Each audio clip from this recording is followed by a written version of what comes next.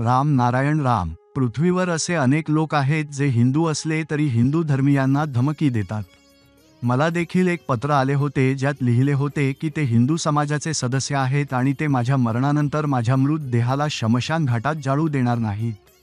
मला माहीत नाही लोक असे का करतात. मी हे हिंदू आणि मुस्लिम दोन्ही धर्मीयांना सांगितले, तर मुस्लिम लोकांनी सांगितले की ते मला मरणानंतर माझ्या मृतदेहाला आपल्या कब्रिस्तानात जागा देतील. हिंदूंचा असा दावा आहे की मी मुस्लिमांसाठी आहे, पण तसे नाही. मी फक्त निसर्गाच्या बाजूने आहे. प्रत्यक्षात अरब देशात झाडे नाहीत म्हणून तिथे मृतदेहाला वाळूतच जागा दिली जाते. भारतात झाडे आहेत म्हणून तिथे मृतदेहाला जाळले जाते.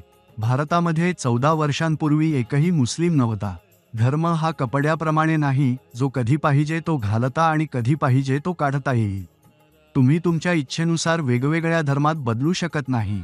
मी एका व्यक्तीच्या घरात गेलो होतो, तिथे एक मुलगा होता जो 22 किंवा 23 वर्षांचा असेल.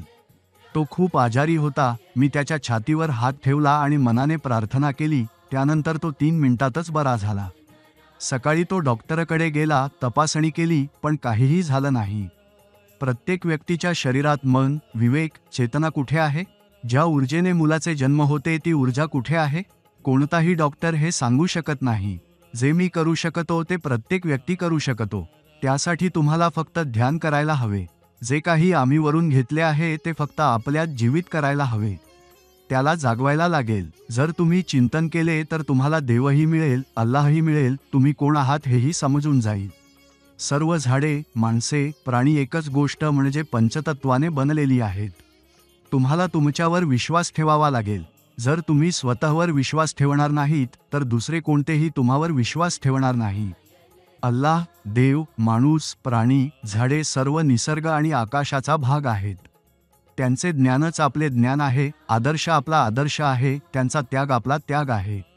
आपली शक्ती ओळखा आणि ती जागृत करा. तुम्हाला ध्यान करायला लागेल. जर तुम्ही ध्यान केले तरच तुम्ही तुमच्या विवेकाला जागृत करू शकाल.